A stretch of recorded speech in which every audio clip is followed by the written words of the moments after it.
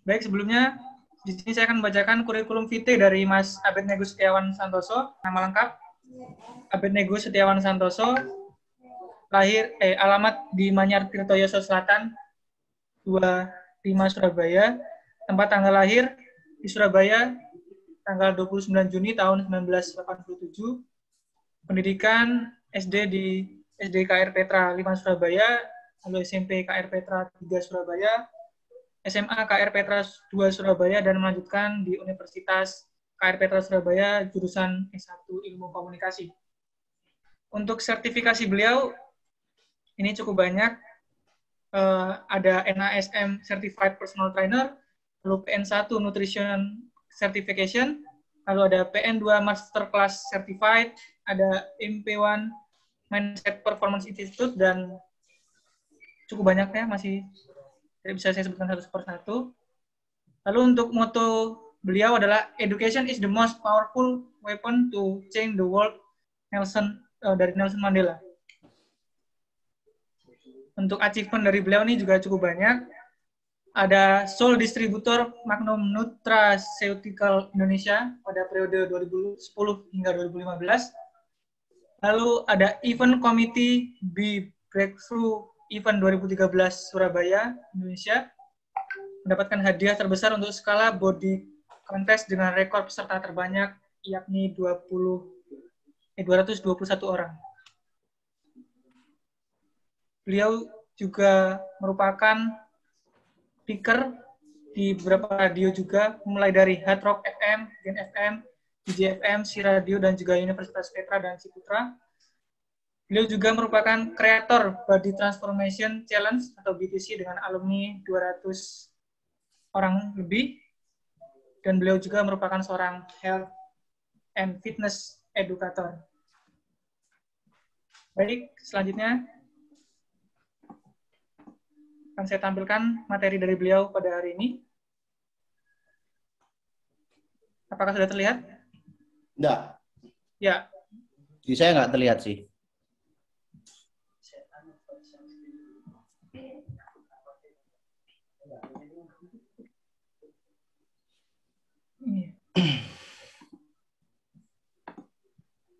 Apakah sudah terlihat, Mas? Ya, sudah. Ya. Baik, untuk waktunya 90 menit, Mas. Bisa dimulai dari sekarang.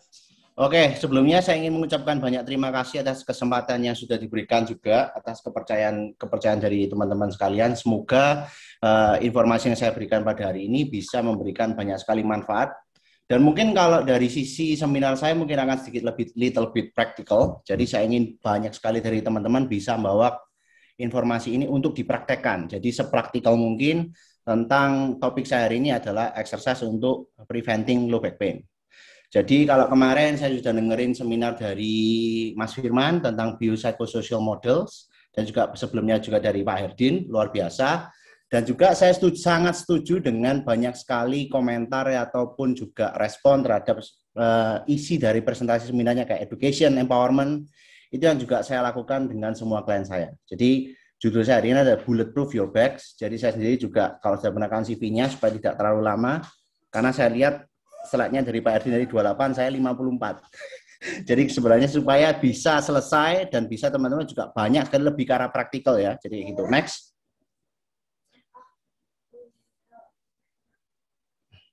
Oke. Jadi sederhana aja karena sudah diperkenalkan tadi sebelumnya. Intinya adalah saya pribadi sudah di dunia health and fitness industry sudah 14 tahun. Jadi mungkin dari tahun berapa ya, wah sudah lama banget. Intinya adalah saya juga sampai hari ini juga aktif sebagai speaker, saya juga author, saya sudah nulis buku juga. Saya juga I have my own gym, saya punya 2 studio gyms, kemudian juga saya juga punya my own radio show juga. Dan juga saya masih aktif sebagai pembicara dan juga coach sampai hari ini. Kurang begitu. Dan dulu saya pribadi, to be honest, tidak pernah berpikir bahwa akan saya berkarya di sini karena saya dulu orang yang sangat malas olahraga. Dan mungkin kalau dalam konteks praktikalnya juga saya pribadi sudah pernah mengalami namanya LBP. Jadi ini mungkin korelasi dengan saya sangat erat banget. Dan kebetulan juga kalau nggak salah bulan lalu saya juga sempat sprain my own lower back ketika training. Jadi akan saya sharing sedikit nanti di akhir-akhir presentasi tentang intervensinya bagaimana. Kurang lebih kayak gitu. Next. Nah ini dia. Jadi saya selalu membuka semua presentasi saya di semua seminar. dengan satu slide ini. Saya percaya bahwa edukasi adalah the most powerful weapon atau senjata terbaik yang kita bisa lakukan untuk merubah dunia. Karena sebenarnya 80% dari problem klien, real life client, in the real world situations, adalah bagaimana kita ini merubah persepsi mereka, merubah keyakinan mereka. Itu salah satunya lewat continuing education. Nggak seksi memang, tetapi problemnya adalah sedikit orang yang mau melakukan ini. Kenapa? Karena itu nggak gampang, nggak mudah, dan prosesnya lama. Dan kita hidup di segala sesuatu, kita hidup di dunia yang menawarkan segala sesuatu yang instan. Makanya saya ngomong bahwa di sini adalah education, empowerment, seperti dibahas juga oleh Pak Edin, dan juga nurture. Nah, nurture ini mungkin adalah lebih ke arah pemeliharaan dari konteks klien, sehingga pada akhirnya pasien ini bisa mandiri. Nah, ini problemnya adalah banyak sekali orang yang masih misalnya kepingin ketergantungan terhadap visio ataupun trainer tertentu. Saya malah kebalikannya.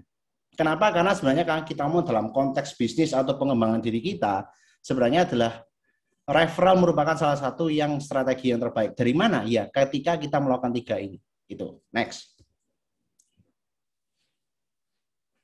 Oke, jadi berulang kali dari kemarin diomongin tentang education.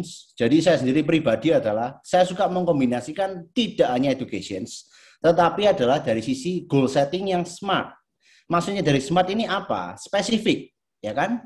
Spesifik untuk orang itu. M, measurable, terukur. A, attainable, masuk akal untuk dilakukan. Dan juga reasonable. Yang T adalah memiliki yang namanya periode waktu tertentu. Nah, makanya juga saya tidak akan pernah menjawab pertanyaan kalau yang cocok untuk prevent low back pain itu seperti apa, Coach? Ya kan? Kalau misalnya ini seperti gimana, Coach? Susah jawabnya. Kenapa? Karena kita tidak ada konteksnya. Tidak ada approach dari smarts-nya. Kita ngomong sama siapa? Who? Kondisinya mereka bagaimana? Ini yang perlu kita garis bawahi juga. Next.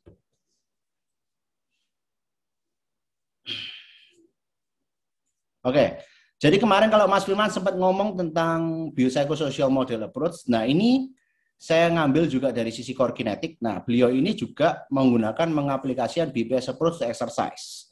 Nah, otomatis seperti juga diomongkan juga bahwa multidimensional, ya kan? Kita punya pendekatan yang holistik. Jadi kita nggak bisa hanya ngomongin dalam konteks faktor exercise doang. Tetapi kita harus lihat juga dari sisi kebiasaannya dia. Dari sisi kepercayaannya dia. Misalnya tadi sempat diomongin tentang, oke, aku nggak boleh melakukan ini, aku takut untuk bergerak. Karena rata-rata orang ini ketika mereka sudah pernah terkena cedera, atau lagi cedera, maka mereka akan apa? Mereka akan takut atau berhenti bergerak. Dan juga adanya ketakutan dari dokter tertentu, seperti juga nanti salah satu dari case tadi saya, MRI dan segala macamnya. Adanya interaksi sosial dengan sekitarmu. Level edukasi, kemudian cara coaching. Jadi cara coaching dalam konteksnya kita sebagai coach, kita ngomong apa nih sama kalian kita? Kita empower atau kita nakut-nakutin? Ini ngefek banget. Perencanaan yang oke. Kenapa? Karena kadang perencanaan ini biasanya dalam coachnya ini ketika mereka tidak punya edukasi yang mumpuni, mereka biasanya juga dalam tanda kutip juga nggak cocok untuk real life situations. Bayangin kalau mama-mama yang anaknya 3 rempong dan juga office worker, satunya SMA, background-nya ini macam-macam. Dosisnya juga iya. Makanya kayak exercise, kita mau dalam konteks exercise, how much is too much? Starting dari mana? Progresinya seperti apa? Ini semua masuk di dalam satu pendekatan prevention dalam konteksnya exercise. Next. Nah, makanya saya selalu bilang kalau dalam konteks exercise, saya selalu ngomong bahwa there is no one size fits all. Kenapa? Karena salah satunya juga kita memiliki antropometri ataupun genetik yang berbeda-beda. Contohnya misalnya kita bisa lihat dalam konteksnya ini adalah tulang kerangka dari hips, pinggul. Nah, kita bisa lihat dari posisi hip joint-nya dia, kemudian dari sisi sizing-nya, kemudian dari sisi simetrisnya. Ini bisa menjadi berbeda semua. Anda bisa lihat sendiri di dalam gambar tersebut. Bahwa otomatis juga ini dari sini akan menentukan exercise selection yang akan kita pakai. Dan cara coachingnya juga akan beda. Banyak orang ngomong misalnya contoh nih, misalnya multidisiplin yoga. Kadang orang kalau mungkin kayak back pain, ya kan, mereka masih ada keyakinan bahwa kayak pilates ataupun yoga. Nah, yoga kadang sebenarnya ketika mereka ini tidak bisa gerakan tertentu dan kemudian mereka memaksa, padahal sebenarnya genetiknya tidak bisa, misalnya dia memiliki deep socket joint, otomatis split menjadi salah satu yang susah bagi mereka. Tetapi mereka maksa untuk alasan estetik. Makanya saya bilang, ini tidak sesuai dengan konteks individunya. Ini hanya dalam kerangka hips. Next. Nah, setelah kita mulai dari hips, kita juga bisa lihat dari sisi panjangnya. Jadi ini panjangnya dari tulang kaki ya. Nah, kemudian dari sisi soketnya dia, kita bisa lihat juga variasinya yang berbeda. Nah, ini yang juga bisa kita ngomong bahwa there is no one size fits all. Ini kita nggak ngomongin hips, tapi kita juga ngomongin juga dalam konteksnya femurnya bagaimana. Ini femur. Next. Oke. Saya selalu punya keyakinan bahwa strength sama dengan rehab. Rekomendasi WHO terakhir dirubah, yang dulunya masih belum ada resistance training. Sekarang mereka memasukkan resistance training full body workout, minimal frekuensinya seminggu 2 kali. Dan saya sendiri percaya bahwa strength merupakan fondasi dan strength merupakan rehab kalau dosisnya benar. Kenapa? Karena sebenarnya dalam konteksnya strength kita banyak berbagai macam manfaat. Jadi, terutama dalam konteksnya injury prevention. Ada salah satu fisioterapi yang saya suka ikuti, dia bilang begini, the best general injury prevention strategi untuk general people adalah dengan melakukan strength training. Gitu. Nanti kita akan belajar banget kira-kira bagaimana sih intervensinya yang oke seperti apa. Next. Dan ini menurut ACSM juga. Jadi ini bukan saya yang ngomong, tetapi ACSM yang ngomong bahwa resistance training for health. Jadi ini bisa di-download infografiknya. Salah satu yang cukup populer pada waktu itu. Jadi infografik yang oke ketika mereka ngomong dalam konteksnya bahwa resistance training for health itu benefitnya sangat banyak loh. Terutama dalam konteksnya MSK atau musculoskeletal joint problems. Jadi Anda bisa cek, ini bisa di-download. Mungkin ini kalau di sini tulisannya terlalu kecil ya. Next. Nah, mulai dari mana? Pertanyaan sejuta umat, ya kan? Mulai dari mana? Kita hidup di era sosial media yang memang sekarang exercise banyak sekali digunakan oleh yang dulunya nggak ada 5 tahun yang lalu nggak ada, sekarang ada apa itu? Fitness influencer. Nah, problemnya adalah fitness influencer ini seringkali mereka ini lewat dari batas profesinya mereka. Dan seolah mereka jadi tahu semua. Padahal apa? Aku bilang bahwa selalu lack of context. Nah, kita mau dalam konteks desain program, selalu yang pertama kita akan ngomongin dalam ngomong konteks piramid, berarti yang paling penting nomor 1 adalah konsistensi dan safety. Kenapa? Karena sekarang banyak sekali modalitas alat, banyak banget di luar sana, sehingga sekarang jadi bingung. Anda mau browsing, alat pun banyak. Jadi modalitas alat juga kita lihat, cek. Nah, terkadang kita ini memaksakan fit the exercise into the client. Nah, ini yang salah. Padahal kita harus lihat dalam konteks kliennya dan kemudian kita masukkan kebalikannya. Jadi exercise ini harus sesuai dengan kliennya. Dan kemudian mau sebagus apapun programnya di atas kertas, kalau tidak bisa konsisten, ya percuma. That's why juga nanti akan saya sharekan bagaimana cara mereka bisa melakukan ini secara konsisten. Kenapa? Karena juga sempat disinggung oleh Pak Erdin tadi tentang bahwa tidak semua nyeri atau pain itu sifatnya adalah fisiologis, fisik. Tetapi banyak juga psikologis atau psikosomatis. Yes, itu betul. Karena saya sendiri juga berkutat dengan pasien itu sampai hari ini. Nah, kenapa bilang konsistensi? Dalam tanda kutip, misalnya mereka bisa hanya seminggu 2 kali. Ini kan minimum rekomendasi ya, seminggu 2 kali. Nah, problemnya adalah ketika itu mereka merasa itu tidak penting, tidak ada manfaat, ya mereka jadi malas dong ngelakuin ini.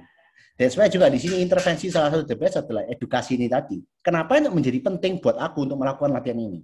Yang terkadang mungkin akan menjadi sangat tidak nyaman untuk mereka untuk lakukan, mereka tidak tahu mereka harus dari mana. Karena apa? Karena rata-rata yang punya penyakit ini, mereka ini biasanya tidak pernah berolahraga. Mostly ya, ini salah satu faktor yang saling banyaknya tidak pernah berolahraga, jarang bergerak, dan kemudian tingkat stres tinggi. Kita hidup di era obesogenik yang memang sekarang suatunya convenience banget.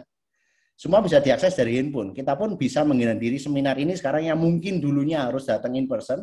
Sekarang dari handphone dan kamu bisa sambil jalan-jalan, kamu bisa sambil berlari, dan kamu bisa menghadiri seminar ini. Convenience banget. Oke? Di istilah memang kita ngomong konsistensi yang terpenting.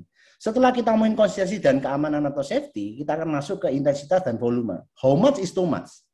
Volume sama dengan set sekali rep sekali load. Intensitas kita ngomongin dalam konteksnya relatif intensity, atau berhubungan dengan berapa besar beban yang dipakai. Ingat, berat itu konteks. Oke? Berat menurut saya dan berat menurut seorang Mas Firman itu pasti beda. Karena kita punya starting point, knowledge, limitasi yang beda. Dan yang terakhir baru kita masuk dengan kita mengulik dari sisi defiknya ini tadi. Next.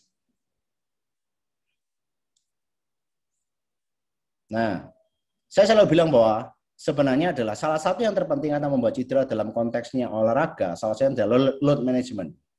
Nah, makanya kita ngomong dalam konteksnya adalah the injury prevention of pyramid.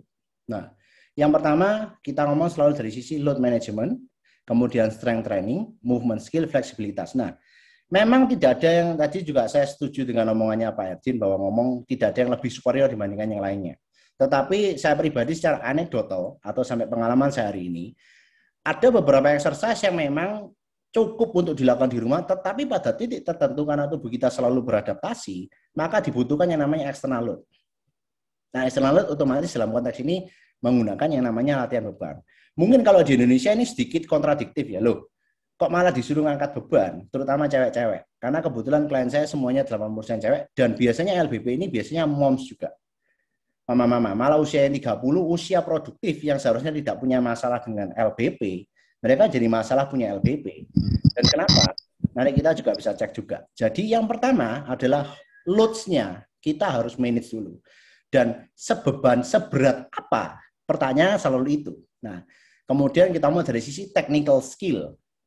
Nah, baru kita ngomong dari elemen yang lain. Kenapa? Ibaratnya rumah, strength training seperti fondasinya. Oke? Jadi kita biasanya orang itu terlalu fokus kepada detail rumah, kamar berapa dan sebagainya. Padahal kalau kita bangun rumah, kita pasti memastikan fondasi rumahnya oke dulu kan. Karena percuma mau sebagus apapun rumahmu, fondasi jelek ya sudah, ambrol. Oke? Next.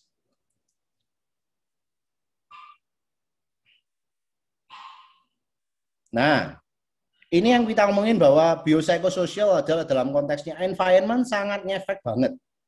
Contohnya apa?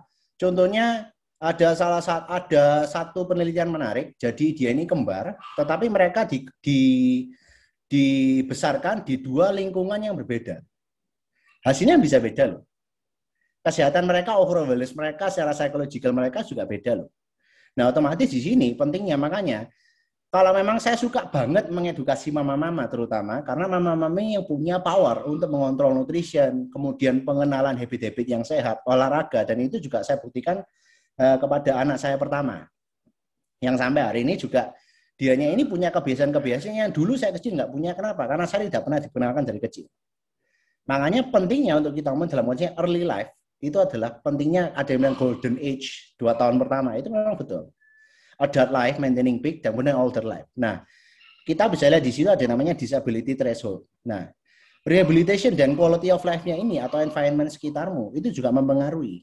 Tapi juga ini juga dipengaruhi oleh range of mass and strength individual. Maksudnya apa? Setiap dari orang memiliki yang namanya functional strength yang berbeda.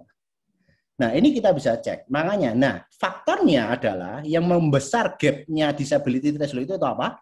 Environmental changes. Ya kan? Contoh misalnya paling gampang, kalau kita Indonesia mungkin agak kurang sedikit bersahabat lingkungan kalau dibuat pejalan kaki. Tapi kalau kita misalnya contoh paling gampang kayak kita ke Singapura, ke Hong Kong, dan segala macamnya, kita bisa secara otomatis, kita mungkin makan lebih banyak. Tapi kita tidak bisa menjadi gemuk. Kecenderungan untuk overeating-nya memang yes. Tetapi, loh, kenapa saya tetap oke? Kenapa? Karena lingkungan sekitarmu itu mendukungmu untuk kamu melakukan itu. Nah, ini yang penting juga kita pahami bahwa kita nggak bisa ngomongin hanya dari sisi exercise doang. Memang betul. Jadi biopsychosocial is really important untuk kita pahami. Next. Nah, salah satu yang apa diferensiasinya adalah otot. Oke, use it or lose it principle. Nah, Anda bisa lihat yang bawah itu adalah gambar dari sisi yang sedentary, yang satunya elite cyclist. Nah, otomatis ketika yang putih-putih itu lemak. Nah, yang paling kanan itu usianya dia 24 tahun, nah itu otomatis fat mass-nya, ya betul, yang tengah itu fat mass-nya besar.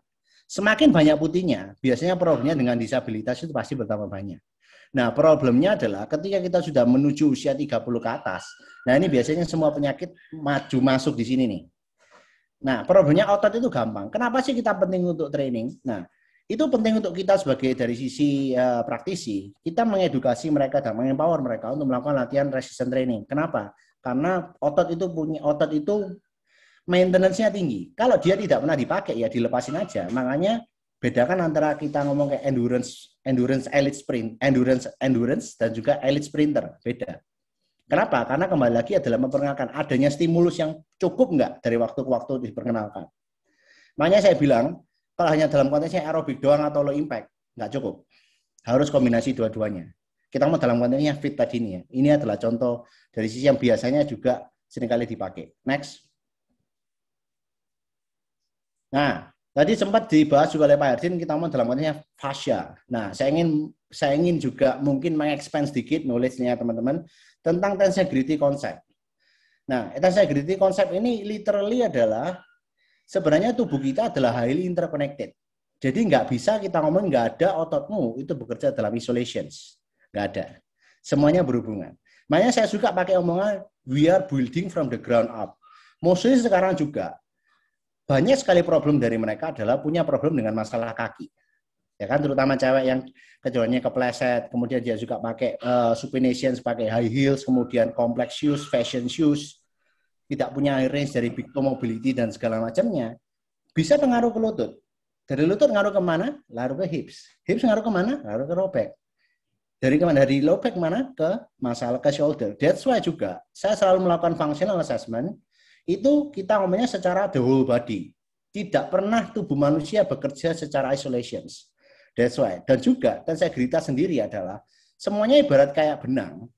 Nah, kalau benang ini satunya diganggu, akan menarik benang yang lain nggak? Jawabannya pasti iya. Kenapa? Karena distribusinya mereka memiliki fungsinya sendiri-sendiri. That's why juga dalam setiap program yang saya kasih, saya selalu bilang bahwa juga saya mengedukasi kalian sahabat, you are as strong as your weakest link. Kamu itu hanya sekuat dengan yang memang benar-benar yang kamu lemah di mana. Apa itu contohnya? Pergelangan tangan. Kapan kita terakhir melatih?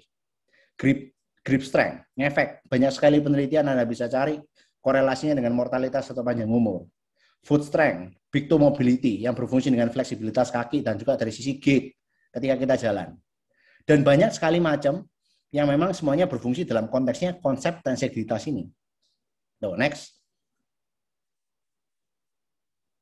Nah, saya selalu bilang bahwa it's codependent and interconnected. Nah, fascial line sendiri itu kita bisa lihat dalam sisinya ini. Dalam sisi samping, deep front line, superficial back line, superficial front line. Yang ngomongin apa? Bahwa nggak ada yang tiba-tiba mendadak sakit. Nggak ada tiba-tiba mendadak cedera. Problemnya di mana? Kita harus cari tahu kenapa. Tetapi kita tidak bisa ngomong dalam konteksnya fascial line doang. Tetapi environment, genetics, dan segala macamnya juga ngefek. Makanya itu penting untuk kita tahu bahwa istilahnya dari slide ini saya mengkomunikasikan bahwa tidak ada tubuh kita yang bekerja secara isolasi. Next. Nah, yang paling penting dalam konteksnya exercise selection, ribuan exercise, pemilihan exercise, macam-macam dengan nama yang beda. Tadi sempat dibahas juga Pak Erdin, namanya beda-beda. Tapi sebenarnya yang dimaksud dengan itu.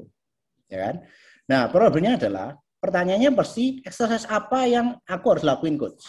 Nah, kembali lagi sebelum kita ngomongnya dalam konteksnya exercise selection, kita harus paham tentang pemahaman definisi ini dulu. Ini tulisnya Brad Schoenfeld. Brad Schoenfeld ini salah satu lead banget dari orang ini sangat super banget yang memang dia melatih di muscle hypertrophy. Dia menyebutkan ada 3 mekanisme yang paling penting di sini. Dibagi 3, ada mechanical tension, ada metabolic stress, dan muscle damage. Nah, mechanical tension itu berfungsi erat kepada 80% dari sisi efektivitas atau program latihan atau program desainmu. Nah, mechanical tension sendiri berarti apa? Yang misalnya secara range of motion-nya dia bisa paling besar itu apa? Dan kemudian metabolic stress itu rasa pumping atau feeling kayak benar-benar kayak kamu kerasa badanmu kayak kerasa keset gitu. Nah, kemudian yang kalau 3 muscle damage, nah ini adalah rasa sensasi yang jarem, kalau orang Jawa bilang jarem, kemeng-kemeng, itu muscle damage. Nah, yang terkadang prediktor efektif latihan itu masih dilihat dari kebalik. Mereka lihatnya dari kok nggak jarem ya, kok nggak capek ya. Padahal exercise-nya efektif belum tentu harus jarem, belum tentu harus berkeringat banyak, dan belum tentu juga harus mau mati. Progresif. Makanya ini kita harus pahami dulu, baru kita menentukan mana. Dan kembali lagi, dilihat dari mana coach? Dilihat dari mana? Dilihat dari individunya. Dari mana dilihat individunya? Dari functional assessment-nya. Ini penting. Next. Oke. Nah, pertanyaan the bigger picture-nya adalah bagaimana kita bisa menciptakan sebuah program yang continue, yang berkesinambungan untuk menciptakan adaptasi yang progresif, yang continue. Adalah bahwa tubuh kita akan selalu mencari namanya homeostasis atau balance. Problemnya adalah how much is too much. Ini starting dari kita flashback, kita masuk yang namanya dengan Hansel General Adaptation atau GAS. Nah, alarm persistent exhaustion ini merupakan 3 stage yang kita bisa lihat bahwa alarm stage ini, nah, kalau dari awal sudah dalam tanda kutip mereka sudah kita kasih intervensi yang terlalu hardcore, ya mereka nggak akan kembali. Ya kan? Nah, kita kepingin kalau bisa akan harus ada di konteksnya resisten. Jadi antara between stage 1 and stage 2. Nah, karena terkadang juga saya selalu ngomong pada asisten saya juga bahwa bagaimana caranya dengan satu single session mereka bisa pulang itu dengan sensasi yang feel better, oke? Feel better dulu. Mereka merasa oke, mereka merasa proud terhadap dirinya sendiri. Kenapa? Karena manusia itu emosional. Kita ngomongnya dari sisi sosial, kemudian psikologi dan segala macamnya. Itu penting banget. Move well. Pemilihan exercise itu terpenting dari kita coachnya. Kita paham itu enggak? Atau jangan-jangan kita ini dipukul rata. Semua kalian dipukul sama. Kalau sampai mereka enggak kembali, kalau sampai mereka merasa tambah worse, mereka merasa enggak doesn't feel good ketika sebelum mereka datang, itu salahnya ke praktisinya, ke kitanya. Bukan ke kliennya. Klien datang dengan harapan kita bisa provide solusi buat mereka. Itulah makanya penting juga dengan berdasarkan waktu kita bisa memaksimalkan dari sisi adaptasinya. Next. Nah, prinsip terpenting nomor 1. Tadi banyak tadi sempat pada waktu Pak Erdin juga ada pertanyaan, kolom pertanyaan. Ada ya spondylolisis dan segala macamnya, detail gagal ginjal, LBP dalam ini. Paling penting prinsip nomor 1 adalah specificity. Spesifik. Oke, ini yang paling penting. Jadi apa? Detailsnya, semakin banyak details yang kita punya, ibaratnya kita ini kayak dokter, nggak mungkin kita ke dokter, kita sakit, tiba-tiba langsung dokter ini ngasih preskripsi obat. Ya kan? Pasti orang ini juga akan tanya juga. Dokternya akan tanya, sakit apa, sudah berapa lama, obat apa yang sudah diminum, apa yang kamu rasakan, dan segala macamnya. Nah, inilah pinter-pinternya kita mengkomunikasikan ini, agar kita dapat informasi lebih banyak, feedback, semakin banyak komunikasi yang efektif. Nah ini, salah satu problemnya dari kita sebagai praktisi kadang adalah kita tidak punya effective communications. Klien datang ke kamu, mereka nggak paham dengan bahasa-bahasa ilmiah dan segala macam yang kita pakai mungkin, yang kita pahami. Mereka cuma kepengen, oke, aku sakit, aku mau suruh apa? Pertanyaan itu selalu muncul. Oke? That's why kita penting untuk paham. Kita spesifik, semakin spesifik itu. Dan juga dalam konteksnya low back pain exercise, berarti apa? Berarti menstimulasi dari tadi sempat juga di-mention tentang posterior chain, kemudian diafragma, breathing, dan segala macam. Saya juga akan bahas itu juga. Dan menurutku juga itu penting. Core trainingnya seperti apa yang kita bisa lakukan. Kemudian dari posisi full hip extension, hip flexion, squat dominan, dan segala macam. Pemilihan exercise, modalitas alat. Nanti saya akan bahas juga, saya akan sharing juga. Next. Nah, jadi sebenarnya latihan apa? Jadi ada namanya foundational movement pattern. Nah, semua ratusan atau ribuan exercise itu, nah ini akan masuk ke dalam posisi ini. Nah, yang perlu diperhatikan dalam konteksnya LBP mungkin sementara menghindari posisi twisting atau rotations. Nah, seperti yang kita lihat bahwa ada yang posisi supine prone atau posisi tidur terlentang ataupun rebahan dan segalanya, duduk, half kneeling, tall kneeling dan segalanya, kita harus memaksimalkan itu. Tetapi sebelum saya masuk ke sana lebih lanjut, Anda harus pahami bahwa ada 7 foundational movement pattern. Dan biasanya kepada semua akhirnya pain free yang tentu saya dengan kondisi chronic back pain alias tahunan, yang sebenarnya mereka juga ada satu case tadi nanti saya sharingkan yang mereka ini malah gila olahraga. Ini adalah tugas kita untuk memperkenalkan dan membreakdown exercise ini masuk kemana. Dan mereka ini butuh apa. Itu yang terpenting. Nah, tapi biasanya dengan apalagi kita sudah dalam kondisi pandemi seperti ini, yang biasanya juga sering duduk, jadi rutin, jadi jarang berolahraga, biasanya juga secara squatnya, pullnya, ini terutama posterior chain ya. Posterior chain exercise adalah bagian ketika kita ngaca, yang nggak kelihatan di bagian belakang kepala, yang nggak kelihatan di cermin, itulah posterior chain. Itu penting. Itu nanti ini. Jadi semua akan masuk ke dalam movement pattern ini. Jadi movement pattern dulu, pahami dulu, baru kemudian di breakdown menuju ke exercise-nya apa. Next.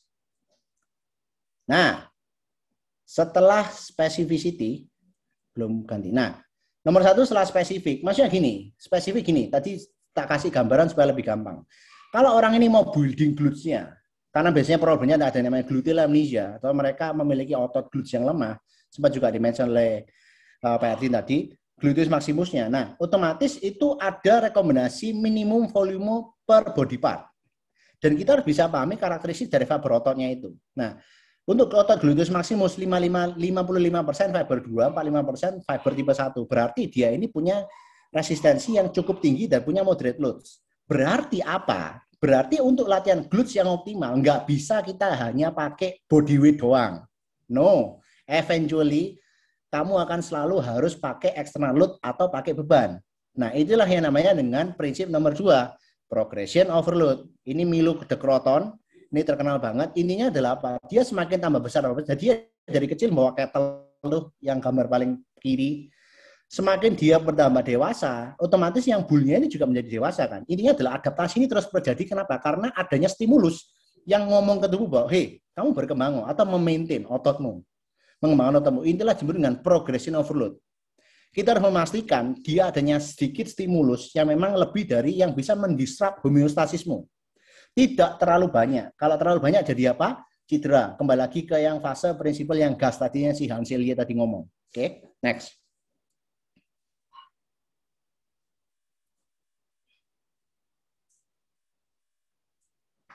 Nah, banyak banget cara untuk melakukan progressive overload. Oke, jangan bingung dulu. Meningkatkan beban. Yes. Biasa pakai 5 kilo, jadi 7,5 progressive overload. Meningkatkan repetisi, beban sama. Kalau mungkin dia punya limitasi beban di rumah, misalnya dia karena latihan di rumah. Oke. Atau juga bisa meningkatkan dari sisi total sets-nya. Otomatis total volume train-nya dia lebih besar. Itu juga bisa. Atau meningkatkan frekuensi latihannya, misalnya seminggu 2 kali jadi seminggu 3 kali, juga bisa. Memodifikasi interval rest-nya, istirahat per menitnya, per sets-nya, juga bisa. Ya kan, memodifikasi tekniknya juga bisa. Contoh dari split squat atau 2 kaki bilateral squat, squat biasa body weight, ke split squat. Jadi dari bilateral ke unilateral, otomatis increase demand untuk muscle group-nya. Ada juga unsur balance-nya di sana. Temponya, kontrolnya, ketika turun ada hitungan 3 detik, 2 detik itu namanya eccentric. Eccentric, isometric, concentric. Nah, kita bisa memodifikasi temponya. Atau men-switch exercise ordernya. Ataupun mengimplementasi technical dari intensitasnya. Drop set, force reps, cluster sets. Ini beberapa supaya nggak terlalu teknis. Supaya nanti intinya Anda bisa searching itu. Intinya adalah banyak sekali cara. Banyak sekali jalan menuju Roma yang Anda bisa pakai. Anda bisa pakai 1 doang dari catatan ini, atau Anda bisa pakai 2, dan Anda juga bisa manipulasi. Tapi yang penting apa? Yang paling penting adalah terukur nggak? Nah ini, nggak bisa random, Pak. Itulah bedanya antara exercise dan training. Makanya banyak sekali klien datang ke saya dengan pertanyaan bahwa, Coach, aku selama ini banyak latihan di YouTube, oke nggak sih? Aku nggak bilang nggak oke, karena movement is medicine. Problemnya adalah mereka mengupload YouTube itu nggak ada pemikiran tentang kita di dalamnya, ngerti nggak? Jadi mereka nggak punya psikonya, kita ini lagi dalam kondisi seperti apa. Dan malah justru kayak gitu yang membuat cedera. Salah satunya kenapa? Karena tidak adanya spesifisitas di dalam pembuatan program exercise-nya. Kedua, tidak ada progression overload-nya. Terlalu sedikit ataupun terlalu banyak. Next. Nah, jadi salah satu yang paling penting dalam konteksnya pembuatan program desain, kita ngomongin dalam konteksnya volume. Nah, volume ini intinya adalah dari waktu ke waktu Anda butuh melakukan lebih banyak work, do more work. Oke, more work-nya berdasarkan dari sisi slide saya yang sebelumnya. Banyak cara, banyak cara. Ada 2 jenis tipe reaktif dan proaktif sets volume progressions. Reactive approach, jadi ada penambahan secara perlahan, step by step. Kemudian, nah ketika ada performanya juga naik, ya berarti cukup. Kalau enggak berarti di-regress lagi, reaktif berdasarkan dari feedback-nya. Ya kan, kalau proaktif, nah kembali lagi kita lihat ada bedanya. Nah, kalau proaktif ini dia lebih juga kita ngelihat secara keseluruhan holistiknya. Mungkin ini akan lebih cocok bagi orang-orang dengan akses terhadap punya problemnya LBP. Kenapa? Kita harus lihat dari sisi sleep-nya, kemudian nutrition-nya, intake proteinnya, external stressor. Contoh external stressor, kerjaan deadline banyak, tiba-tiba anak sakit, kemudian tiba-tiba ada problem keluarga. Ini juga ngefek psikologis, ya kan? Itu mempengaruhi apa? Kapasitas recovery kita. kita dapat benefit dari training kalau kita bisa recover dari stimulus adaptasi yang kita latihan di awal. Makanya saya bilang training itu hanyalah bagian kecil atau salah satu bagian dari the bigger pie. Kita nggak bisa lupa itu. Next. Nah, ini tadi sempat diomongin juga dari kemarin, Mas Firman juga sempat ngomong red flags juga, tadi Pak Edin ngomong red flags. Ini penting juga, jadi kita harus pahami juga sebelum kita menciptakan sebuah program, exercise program desain, apakah ada memang faktor-faktor ini, ya kan? Susah bicara, kemudian limping, jalannya pincang, kemudian ada problem dengan perut, kemudian pusing kepala, kemudian ada masalah dengan back pain, dengan fever, panas, tadi sempat diomongin juga, ada numbness atau shooting pain di bawah kaki, misalnya ada problem sciatica juga, tiba-tiba mendadak bisa lemes, dan segala macamnya. Ini yang perlu kita tahu, jadi red flags-nya. Next. Nah, ada dua macam, ada akut versus chronic low back pain. Nah, tiba-tiba akut ini tiba-tiba mendadak snap. Nah, ketika bend over, posisi dia flexion, tiba-tiba sakit. Atau twisting, misalnya ini juga sering kali terjadi nih. Reaching dari mobil bagian belakang, mau ambil sesuatu, tiba-tiba snapping. Yang awalnya kenapa-kenapa. Nah, itu. Atau tiba-tiba mengangkat suatu hal yang berat dari bawah. Makanya penting di sini ada namanya dengan melatih strength. Kenapa? Otomatis karena kayak lifting, kita ngomong dalam konteksnya teknik selain itu juga dari sisi kekuatan. Kenapa? Karena muscle, if you don't lose it, if you don't use it, you will losing it. Prinsipnya dari otot. That's why ini penting juga. Kita harus pahami antara akut dan chronic low back pain. Next. Ini akut ya. Nah, chronic pain biasanya lebih dari 3 bulan atau sifatnya berlangsung lama, sudah tahunan. Dan kemudian, nggak ngerti kapan coach mulainya. Cuman ini kadang ada, kadang enggak, kadang ada, kadang enggak. Tiba-tiba kambuh, tiba-tiba enggak, tiba-tiba kambuh. Nah, berarti mereka punya riwayat namanya chronic pain. Next. Nah, oke, ini yang perlu kita perhati. Kita harus ngomongin sama semua klien atau ke semua juga patients bahwa pain is good. Loh, kok bisa coach? Iya. Ketika kita bisa merubah belief system mereka tentang pain itu sendiri, perception-nya bahwa pain is good, pain itu protective, loh, itu bisa menurunkan skala nyeri, langsung instan. Kenapa? Saya sudah ngalami ini berulang kali, puluhan kali, nggak 1-2 kali. Oke? That's why. Kita ngomongin bahwa mereka bahwa itu adalah sebuah alarm system. Ya kan, ibaratnya kayak kamu masang alarm kalau tiba-tiba ada smoke detectors. Nggak jelek kan? Kalau nggak ada apa-apa, ya dia nggak bunyi. Bayangin kalau tiba-tiba Anda ke jojo peso gitu ya, dan kemudian Anda nggak merasa sakit sama sekali. Dan pain belum tentu itu damage. Nah, ini biasanya belief systemnya bahwa, aduh, aku nggak bisa gini lagi nih, aku nggak bisa gini lagi. Adanya ketakutan tersendiri. Di mana di situ otomatis berhubungan dengan emosionalnya, sensasinya, dan juga kepercayaan terhadap pain. Itu makan influence-nya dari sisi pain-nya itu sendiri. Nah, makanya, dan kita nggak bisa hanya ngomongin tentang, bulging, arthritis, itu hanyalah sebagian kecil, piece of the puzzle. It's not the whole puzzle. Oke? Ada juga sensory neuron, juga sebutkan juga dalam konteksnya exercise, tadi bahwa natural painkiller juga bagus, atau misalnya nociceptor in your skin, muscle, joint, and bones. Itu kita ini menerima informasi terus nih.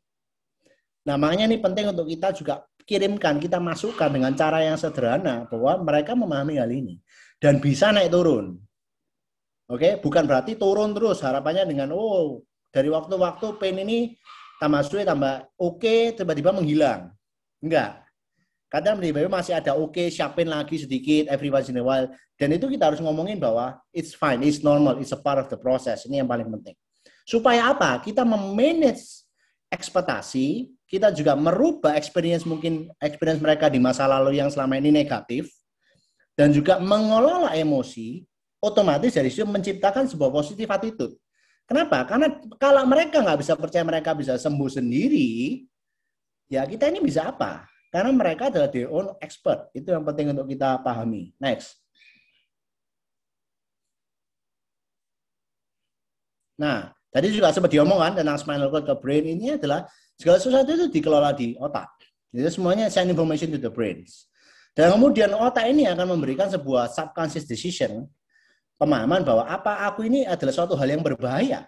Dan ketika kita bisa memasukkan sebuah persepsi pain yang baru, otomatis otak akan ngomong, alah itu oke, itu normal kok, nggak apa-apa, it's fine.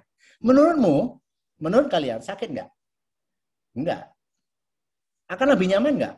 Yes. Instan nggak? Yes, instan. Itulah makanya dua orang dengan penyakit yang sama bisa memiliki experience pain yang beda. Next. Nah, ini ada dengan sensitization versus habituations. Bahwa sensitization berarti adanya pain di mana memang sebelumnya enggak. Nah, kayak misalnya contoh kayak misalnya habis operasi. Habis operasi. Jadi kayak misalnya di kulit adanya operasi. Nah, tiba-tiba ada namanya psychological trauma. Ketika kita bisa membayangkan kembali. Contoh kayak misalnya paling gampang kayak istriku habis operasi waktu lahiran. Tiba-tiba dia itu bisa membayangkan kembali sensasi nyeri, padahal nggak apa-apa loh. Maksudnya ini nggak ngapa-ngapain, ngerti nggak?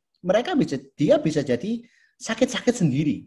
Ketika mereka membayangkan experience itu kayak tiba-tiba flashback, mereka hilang lagi. Kenapa? Karena ada hubungannya dengan central brain dan spinal cord overreact to normal input. Nah, habituations ini adalah yang kebalikannya. Dan kita kepingin semua klien kita punya ini. Bahwa adanya proses sebuah adaptasi terhadap pain yang sedang berlangsung.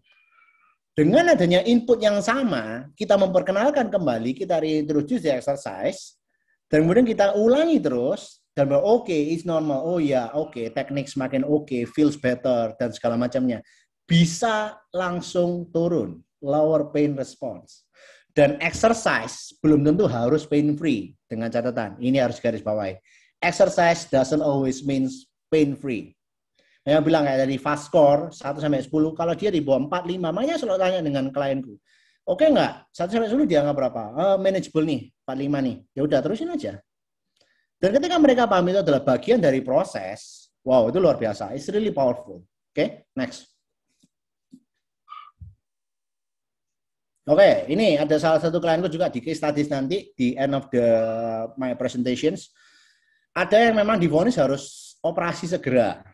Padahal ini diambil dari salah satu research yang sangat cukup populer, mungkin Mas Firman juga ngerti, bahwa dan juga ini disebutin bahwa ada orang usia 40-an tanpa rasa sakit sama sekali. Padahal 68% dari mereka itu punya degeneration disc kalau secara MRI.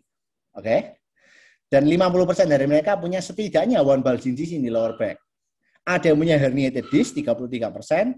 Nah, di usia 80-an ada yang yang tanpa rasa sakit, 90%, 96% itu punya disc degenerations. Dan mereka normal-normal aja. 84% punya disc bulge. Oke?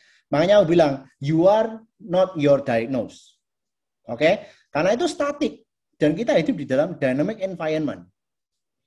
Itu beda, oke? Karena kita coaching, kita real people in a real life situations. Next.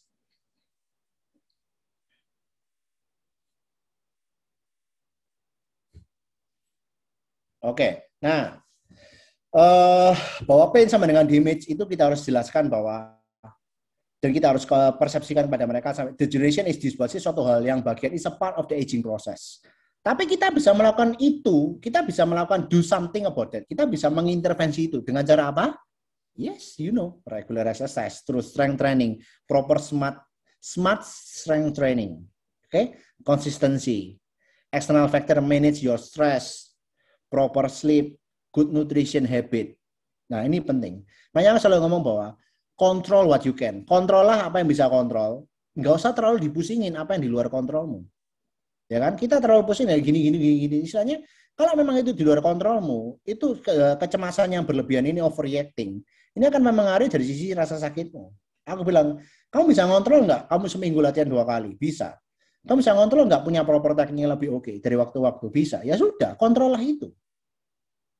Sama kayak halnya misalnya, oh kamu gini ya, nggak punya gini. Istilahnya gini, mau ngapain apa yang orang lakukan, mau ngapain kita, pasti akan selalu ada yang namanya kritik. Oke? Kita nggak bisa ngontrol itu. Orang kan mau semaunya ngomong apa tentang aku. Sama kayak misalnya teman-teman yang lagi di orang ini, wah, kok Saben ini cerewet ngomongnya cepet dan segala macam ya. Karena they doesn't know me. Dan nggak apa-apa, itu impression pertama.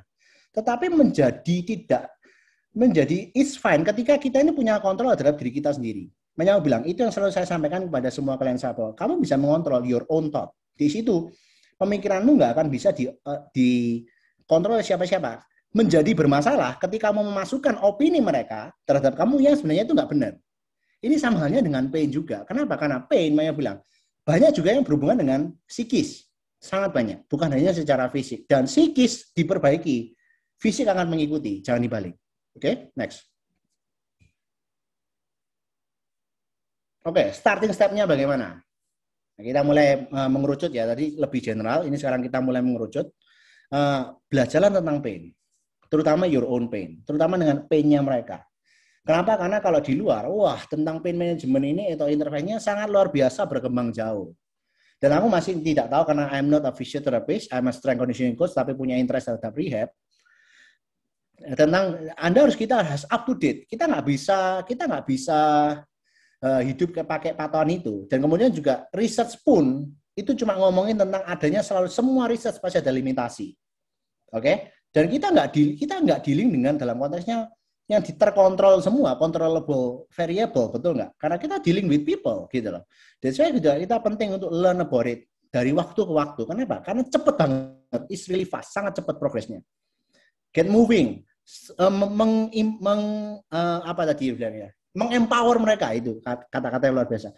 Menginspirasi mereka untuk get move, just moving. Oke? Dan carilah gerakan-gerakan yang pain free range dan start from there. Start dari sana. Yang pain free, yang oke. Nggak ada coach, nggak mungkin. Berarti kamu nggak ngerti. Pasti ada. Setiap orang pasti punya. Start dari sana. Dan kemudian build it from the ground up. Perubah kebiasaan. Karena apa? We are what we repeatedly do. Aristoteles bilang gitu. Kita adalah kumpulan kebiasaan. Kita adalah kumpulan-kumpulan kebiasaan. Kita mau mengintervensi, ya semula dari kebiasaan-kebiasaan. Dan itu kalau bisa, fun. Tapi dan terkadang exercise is not fun. Apalagi kalau sudah punya pain. Atau pain injury yang sudah kronis, yang berlangsung tahun-tahun. Dan mereka akan skeptis. Iso nggak sih? Bisa nggak? Semua itu datang ke aku dengan pemikiran seperti itu. Tetapi ketika mereka punya belief system dan mereka merasa, oh ya, I can do this. Oh, it's fun for me. Oh ya, ternyata bisa. Oh, nggak sakit lagi ya. Ketika aku bisa mengempower mereka, oh, it's really powerful dan segala macamnya. Dan otomatis mereka jadi paham, oke, it's working. It's not fun, tetapi I'm improving. Itu yang penting. Jadi kita jangan hanya ngomong tentang klinis, tapi karena kita ini dealing with people, kita ini dealing dengan manusia, nggak sama robot, Pak. Ini penting untuk kita garis bawahi. Next. Nah, guideline-nya apa? Jadi pertama, tolerable movement, pain-free range motion tadi, ya kan? Tapi yang terlepas dari apa? Foundational movement pattern yang sudah saya bahas tadi di slide sebelumnya. Do it frequently, maksudnya frequently lebih ke arah konsistensi ya. Jadi at least seminggu 2 kali, nggak bisa kurang. Seminggu sekali bisa nggak? Enggak, berarti kamu malas, itu bukan prioritas. Itu caranya kita sebagai praktisi, sebagai coach, untuk kita ngomong bahwa gimana caranya bahwa, kenapa? Karena semua keputusan, in the end of the day, itu ada di mereka, bukan di kita kok. Kita nggak bisa membuat mereka datang ke tempat kita untuk latihan, betul nggak? Tetapi kita bisa membuat mereka, makanya that's why, hanya dengan setiap single session yang Anda deliverkan, gimana caranya membuat mereka itu feels better about themselves ketika sebelum mereka datang. Kayak persepsi mereka terhadap pain datang berkembang. Itu yang paling penting. Dan kemudian mengimprove toleransi lewat apa? Habituation tadi. Continue your workout to tolerance. Ini penting. Nah, dari sana pasti nggak mungkin banyak. There is no one size fits all. Pasti modifikasi loads pasti ada. Tiba-tiba dia minggu ini tiba-tiba stres, anaknya sakit. Loh, bisa jadi dia jadi turun performance-nya. Mendadak loh itu. Bisa. Sering kali terjadi. Tiba-tiba nggak bisa latihan, bukan mereka nggak mau ya, tiba-tiba memang nggak bisa latihan. Ada salah satu klienku tiba-tiba dia habis sepedaan disundul Harley Davidson, ini serius. Nggak ngapa-ngapain disundul Harley, siapa yang mau disundul Harley? Nah, problemnya adalah, bagaimana caranya kita mengintervensi ini? Bagaimana ngomongin pada mereka yang awalnya mungkin LBP, tiba-tiba dia itu latihan, kemudian dia terpelecok, tergelincir di kamar mandi, dia punya rasa sakit di pain di pergelangan tangan. Gimana caranya meyakinkan mereka convincing bahwa it's okay, kita bisa cari memodifikasi exercise yang akan kita lakukan. Nah ini tidak semua praktisi bisa. Ini penting. Kemudian jangan terlalu banyak nambahin banyak hal, karena kita jadi banyak tahu. Kita jadi kayak seolah-olah kayak, oh ini bisa dipakai, ini bisa dipakai. Make it simple. Keep it simple, stupid. Keep it simple. Oke? Fokus terhadap basics-nya apa, fundamentalnya apa, ini penting. Next.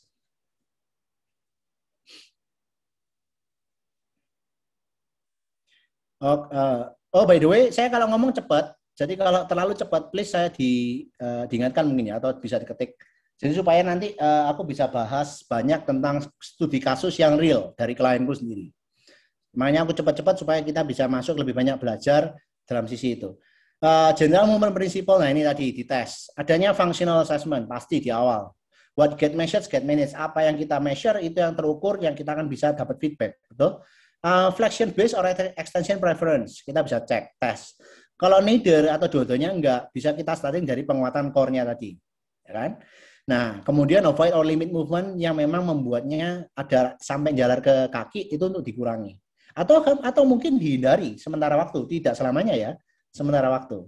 Nah kalau enggak, if not start, isometric, starting dari isometric base work. Nah, dan kemudian tidak ada dalam konteks harus set segini, repetisi segini, enggak ada. Oke, there is no hard or fast rule for sets and reps in acute phase. Yang penting adalah menciptakan toleransi, menciptakan kenyamanan yang sebisa mungkin mereka ngadepnya fun dan mereka feels better about themselves. Ini yang paling penting. Bisa dilakukan di spread kalau misalnya mereka punya waktu itu dan mereka nyaman seperti itu, misalnya kayak punya new baby born, susah banget kayak kebetulan saya punya anak kedua masih kecil, masih bangun-bangun, otomatis susah kalau kita latihan 30 menit langsung straight. Dipisah boleh nggak? Boleh. Nggak apa-apa. Next. Nah, start moving by adapting. Jadi itu tadi, avoid temporary exercise order. Kalau memang, karena gini, tiba-tiba mendadak, coach, pada waktu repetisi ke-7, misalnya 10 repetisi nih, repetisi ke-7 mulai sakit, gak kuat nih. Bisa stop dulu, take a few deep breath, continue sampai repetisinya selesai. Bisa. Boleh. Dan kemudian slowly incorporated painful movement, maksudnya begini, bukan sakit terus kita suruh gerak, enggak. Tetapi memodifikasi pain-nya mereka, misalnya 45, dan kemudian meyakinkan mereka untuk it's fun untuk bergerak, enggak apa-apa, pelan-pelan. Makanya nama do it gradually, pelan-pelan, step by step. Oke? Progress dari ground, dari bawah dulu, posisi supine, prone cari dulu, sampai ke functional sampai dalam kondisi dinamik kayak sports activity, itu functional. Atau misalnya grocery dan segala macam, apa yang kita lakukan sehari-hari. Tapi starting selalu dari building from the ground up. Scale 4 to, nah, makanya bilang nanti sempat dibahas juga Pak Erdin, scale 4 to 10 pains, jadi 45 dari 10. Oke? Masih oke untuk dilakukan. Next. Exercise itu harusnya feels good. Ada beberapa klien, aku juga nangani beberapa scoliosis juga. Ini feels good. Ketika klien feels good about themselves, dan mereka jadi suka nggak ngelakuin gerakan itu, yes, tidak perlu dirubah. Tidak perlu merubah apa yang works really well. Oke, atau tolerable. Dan kalau bisa mungkin spesifik untuk menurunkan dari sisi intensitas pain-nya sendiri. Muscle strengthening activity itu, WHO 2020 seperti yang saya bilang tadi. Next. Nah, ini beberapa contoh aja, tidak harus kayak gini. Ini misalnya seminggu 2 kali. Seminggu 2 kali ini minimum ya, jadi menurutku minimum. Saya prefer banget kalau untuk home, bisa beli kettlebell, ataupun dan juga resistant band, cukup. Karena biasanya mereka semua punyanya apa? Matras doang, matras yoga. Sorry, but itu nggak optimal. Mereka tak encourage untuk beli kettlebell, beban. Dan juga long resistant band. Anda bisa pakai ini bahasa ini bisa mungkin di snap doang. Ini hanyalah sebagian contoh kecil aja, tidak harus seperti ini. Oke? Next. Nah, effective self management ini adalah yang Anda bisa lakukan sendiri. Low impact aerobic work, apa itu? Jalan kaki, serius, jalan kaki. Kemudian mengeksplorasi movement. Oke? Tapi kita mengedukasi eksplorasinya seperti apa, itu yang perlu kita pahami juga, oke? Dan kemudian mengajarkan mereka tentang pain yang sedang mereka alami, dan kemudian menghilangkan kepercayaan false belief tentang mereka tentang yang sifatnya negatif, penting banget. Kemudian tetap diperkenalkan dan melanjutkan aktivitas keseharian meskipun itu masih ada kerenyeng-kerenyeng ataupun agak jarem ataupun sedikit sakit, tidak apa-apa, oke? Dan kemudian healthy stress management. Nah, yang harus dilimit adalah constant stretching. Sorry, I am not a huge fan of stretching karena menurutku doesn't do anything, tidak merubah apa-apa. Itu cuma ngomongin dalam konteksnya memanipulasi neuromuscular doang. That's it. Digging, rolling, traction, self adjusting, enggak. Jadi mungkin benar kayak passive modality ya. Seperti dia ngomongnya manipulation, maintenance core, manipulasi ataupun perfect posture. Enggak ada namanya perfect posture, enggak. Karena setiap orang memiliki habitual yang beda. Oke, next. Nah, ini salah satu yang biasanya saya sering kali lakukan juga McGill Big Tree. McGill ini salah satu profesor yang terkenal banget, 30 tahun lebih dalam konteksnya dia meneliti tentang LBP, low back pain. Dan juga saya sering kali pakai, terutama yang board dog dan side plank. Yang curl up, kenapa curl up enggak? Karena curl up ini biasanya secara tekniknya agak sedikit susah. Dan mereka masih ada ketakutan secara psikologis untuk curling up gini, yang biasanya kadang menyebabkan rasa sakit. Tapi dengan board dog dan side plank, ketika melakukannya dengan benar, tekniknya, eksekusinya, dan juga integrasi dengan pernapasannya, mereka langsung feels better, instan. Dan aku selalu cari exercise seperti itu untuk dilakuin dulu. Dan sering, yang repetitif. Kenapa? It feels better about themselves, berarti it works. Dari sana kemudian dipelankan progresif, pelan-pelan secara exercise-nya. Next. Nah, ini paling penting salah saya adalah dari sisi hip hinge. Ini salah satu yang menurutku paling susah diajarkan fundamentalnya. Oke, tapi paling penting untuk preventing LBP. Dan ini secara regresifnya ada beberapa yang bisa dipakai. Nah, KB singkatan dari kettlebell, BB singkatan dari barbell.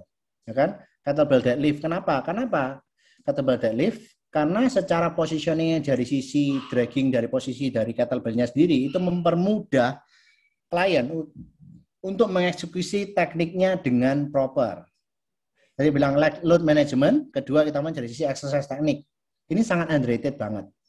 Macam-macam bisa dilakukan. Glute ham raise, lower back extension. Sempat juga kapan hari juga ada salah satu yang cukup kontroversial juga di sosial media tentang Jefferson curl. Lumbar flexion nggak sih beban. Itu masih safe nggak?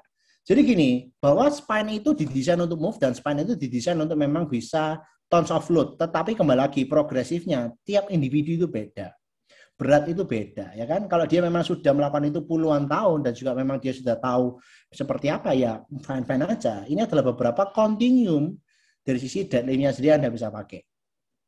Oke, ini penting. Next. Nah ini kalau core strengthening exercise-nya apa? Nah ini bisa di snap juga. Jadi beberapa yang bisa dipakai. Side plank, front plank, saya nggak start dari front plank. Front plank saya start juga ketika mereka sudah dapat, ada nanti contoh beberapa exercise demonstrasinya. Incline or the wall plank, saya melakukan ini biasanya untuk beginner, untuk memperkenalkan sedikit rotasi, tapi di start di dinding juga, ya kan lebih safe. Kemudian steer the pot, ini dengan stability ball, Swiss ball, Pallof press, anti-rotation, ini isometric exercise. Sering juga saya pakai, kemudian manipulasi Anda bisa pakai standing, half kneeling, tall kneeling. Kemudian posisi supine pun juga bisa, ini pun juga penting. One arm carry, sering banget saya pakai. Farmer carry saya pakai, sweater carry kenapa menjadi saya suka pakai? Kenapa? Karena itu simple, just lift the heavy sheet from the floor and walk. Sesederhana itu cueing-nya, sesimpel itu, but it works really well. Dead bug juga saya sering kali pakai. Next. Nah, breathing sempat dibahas juga. Breathing penting, proper banget. Kenapa penting? Karena ya semua orang yang ke saya functional assessment-nya 95% breathing-nya bermasalah. Kenapa breathing menjadi penting? Karena kita satu harinya kita ini breathing 22.000 kali kurang lebih. Anda bisa start dengan memperkenalkan crocodile breathing. Ya kan, crocodile breathing itu posisinya prone kebalik. Ini sangat works really well, tak praktikan berulang kali, Anda bisa searching itu crocodile breathing. Nah, kemudian ada play with position, supine, prone, side lying. Nah, posisi main, mana yang sakit, mana yang nggak sakit. Kembali lagi, preferensinya dia lebih ke flexion atau extension. Atau side lying. Ya kan? Nah, kenapa breathing juga? Ini juga berlaku untuk postnatal. Kenapa? Postnatal moms itu juga seringkali dapat problem LBP. Kenapa? Karena problemnya adalah apa? Mereka sudah kehilangan yang namanya full body tension. Dan juga stackingnya, rib cage-nya itu nggak stack di pelvis. Kenapa? Karena dia flaring up seperti ini. Nafas bermasalah, padahal ini fundamentalnya. Ya nggak mungkin akan jadi yang kedepannya nggak akan benar. That's why kayak yoga, kayak pilates, itu olahraga-olahraga yang sangat mengutamakan breathing. Dan itu menurutku make sense. Kenapa? Ya karena kita setiap hari kita melakukan 22.000 kali gitu loh. Core breath connection. Jadi maksudnya core breath connection Anda bisa nggak feels tentang diafragma dan pelvic floor ini bekerjanya sinergis. Anda bisa cek TVA tadi sini juga. Iya, TVA adalah salah satu otot yang paling sering kali lemah. Padahal fungsinya itu banyak dia nih kalau secara strukturnya. TVA ini kayak perisai, kayak shield, serius. Dia kayak shield begini. Ini yang menurutku juga penting. Nah, untuk mengaktifasi TVA yang the best, pertanyaan klien saya seringkali, gimana caranya kita bisa mengaktifkan TVA? Dengan apa? Proper breathing exercise. Oke, next. Oke, nah ini contraindicated maksudnya apa? Jadi yang jangan dilakukan dulu. Terutama kayak compression yang menambah kompresi di spine, contohnya barbell back squat di belakang.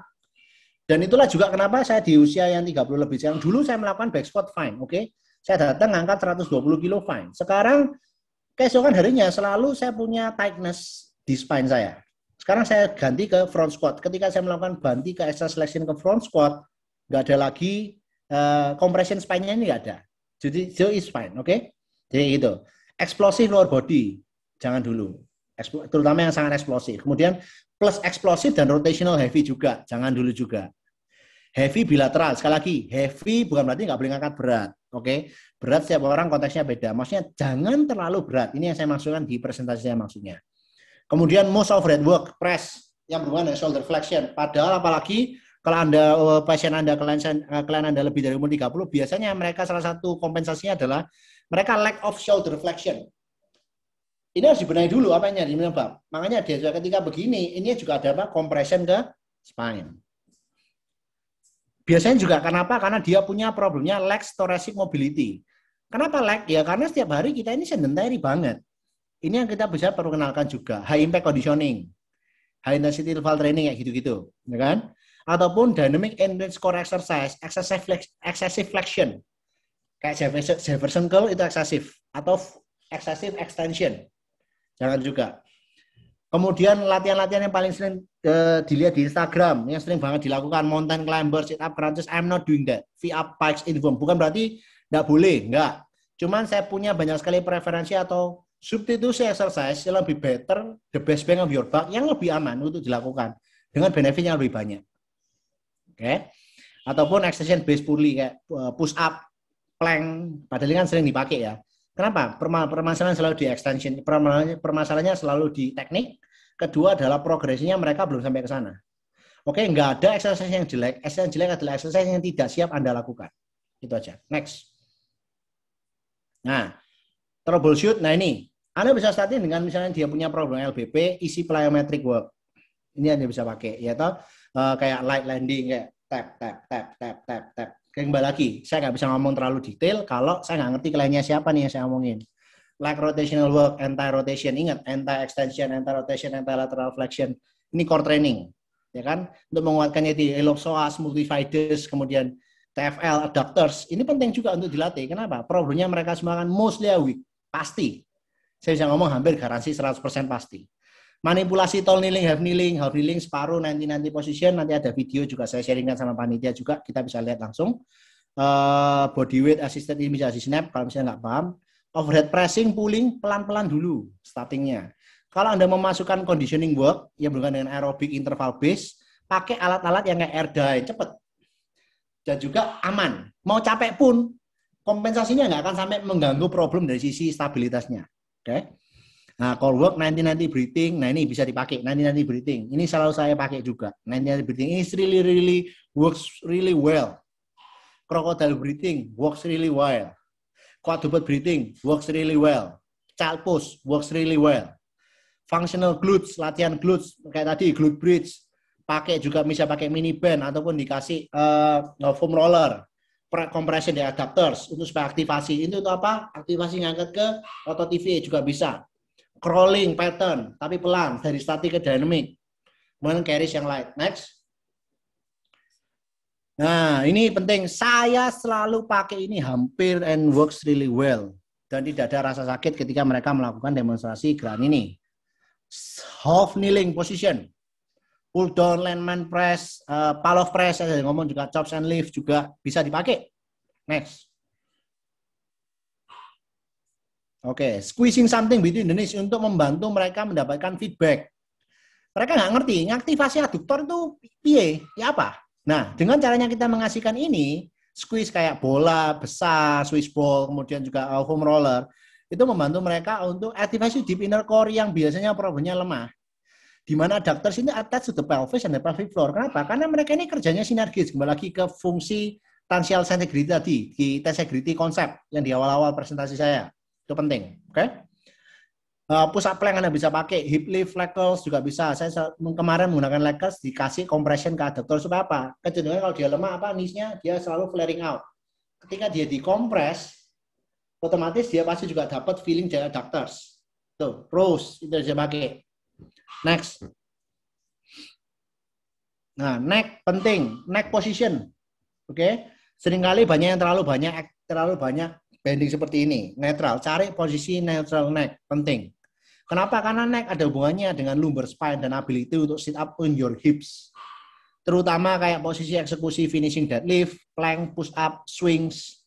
Nah, kasih PVC pipe. Jadi kayak PVC itu kayak apa ya? Pipa yang warnanya abu-abu itu untuk ngasih mereka feedback. Oke. Ini terutama untuk bagian yang hip hinsa di hip extension, hip flexion Anda bisa pakai ini. Next. Ini beberapa gerakan, Anda bisa foto juga. Nggak mungkin saya jelaskan satu-satu, tapi ini works really well juga. Ini biasanya kenapa? Karena biasanya problemnya saya lihat terutama office worker ya, atau banyak spend duduk di komputer, problemnya selalu mereka punya tight thoracic mobility. Tight misalnya ini, salah satu yang tight, otomatis juga blocking breathing-nya. Nggak mungkin, breathing control-nya nggak mungkin oke.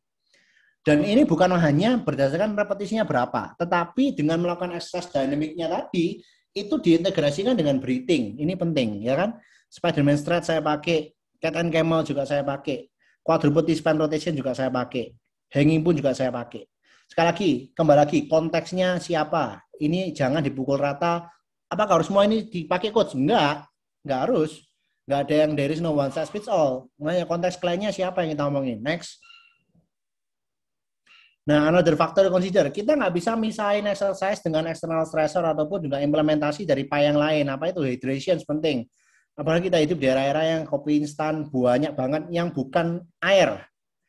Oke, padahal spine itu ya 75%-nya yang sponsnya itu ya air. Pentingnya hydration, good nutrition, protein terutama. Walking, super underrated. Ini yang tak pakai ketika saya terakhir cedera low back pain dalam waktu 2 hari LBP saya dari 7 bisa turun ke angka 4. Hanya apa? Jalan doang, karena saya nggak mungkin latihan beban. Breathing, tadi, breathing plus mobility. Works really well juga, serius, enak juga itu. Kemudian diafragma tadi, seperti bahasa diafragma di breathing, ada juga gambarnya tadi, itu juga oke. Kenapa? Ada insertion dengan lumbar spine. Everything is interconnected, penting. Ada artikulasi dengan vertebra Anda. Nah, kemudian ini penting. Ketika kita ini sering kali sakit atau lagi in the pain, nah itu tuh masuknya ke sympathetic state. Kita ini stres dan kita ini hidup di stressful world, ya kan? Dengan segala ketidakpastian dan segala macamnya COVID and everything else. Nah, breathing adalah salah satu cara, the conscious way yang di dalam kontrolnya kita untuk men-down-regulate ourselves kepada ke relaxation state atau parasympathetic. Penting, oke? Ini harus garis bawahi. Next. Oke, case study-nya ada Q&A, details, queuing, coaching, communication, negation, motivation. Ini adalah apa? Ini adalah yang saya pakai. Ini adalah beberapa checklist saya yang saya ngomongin kepada juga asisten saya. Ini penting. Q&A, kita ngomongin tentang apa? Konsultasi. Details, every details matter.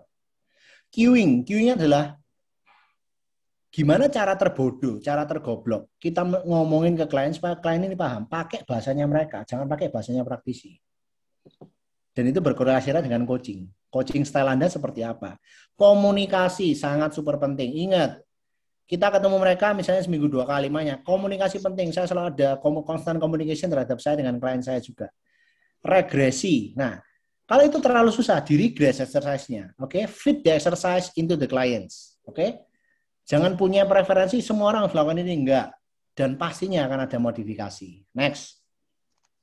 Nah, ini masuk ya. Beberapa ada 4 case tadi. Yang pertama ini dia namanya 41 tahun, entrepreneur. Ini yang tak omong tadi sama dokter, saya dikasihkan MRI-nya dia, harus dioperasi. Dan dia sekarang nggak jadi operasi. Latihan sama saya 3 bulan, dan dia sekarang tetap melanjutkan ini pain free. Pekerjaannya dia high stress labor worker, dia ini dia ini di bangunan, dan dia ini berlaku juga masih aktif sebagai mandor juga.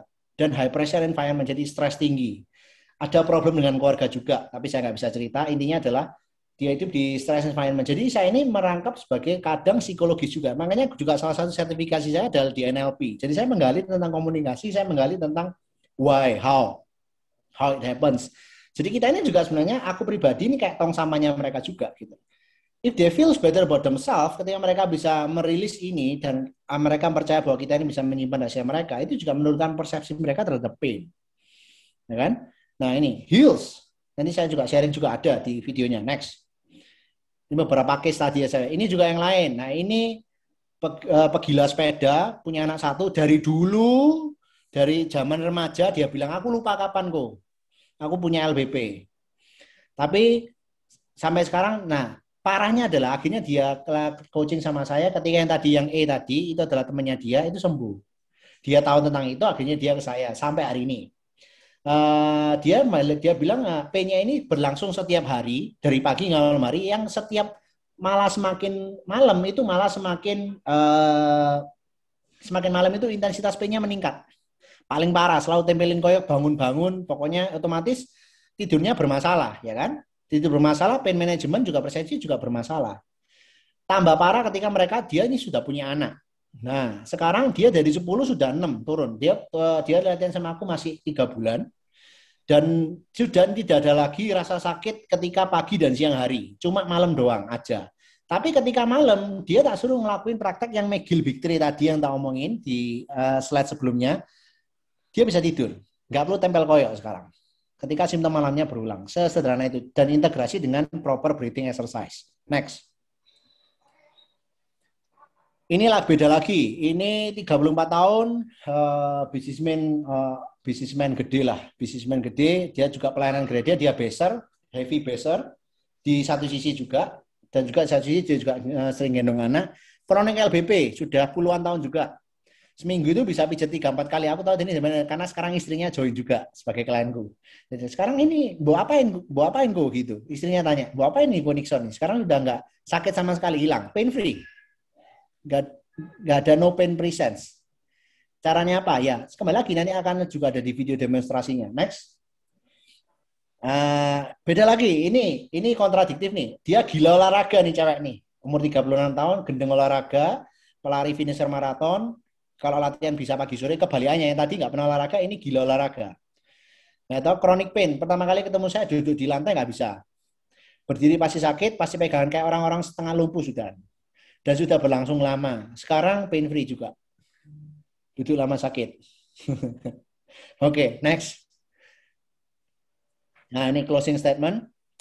Yang pertama adalah there is no one size fit all. Oke, makanya saya bilang jawabannya, saya kan banyak sekali jawaban tergantung. Kenapa? Karena saya harus tahu konteksnya nih orang siapa, who-nya siapa, apa yang saya bisa bantu, apa yang di luar kasarannya di luar profesi saya.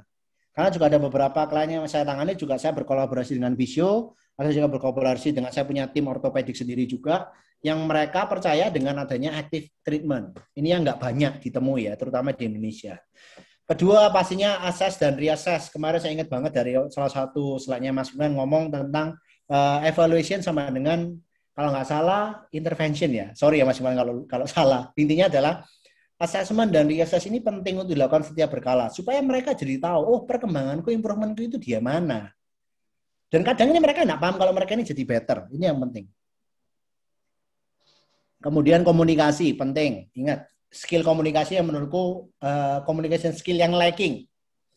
Yang masih banyak dari semua orang ini bisa diimprove. Kenapa? Karena kita dealing dengan real people. Bagaimana menyederhanakan pemilihan kata-kata yang empowering, yang mereka gampang pahami. Feedback, minta dari constant feedback ini juga penting. Kemudian juga mindset. Mindset ini penting. Saya bilang berulang kali di awal. Bagaimana merubah persepsi mereka tentang pain, empower them to move. Kenapa? Karena mereka takut bergerak, gitu loh. Padahal sebenarnya itu kontradiktif banget. Karena tubuh manusia didesain bergerak. Dan menekankan juga bahwa failing is a part of the process, bahwa gagal itu biasa.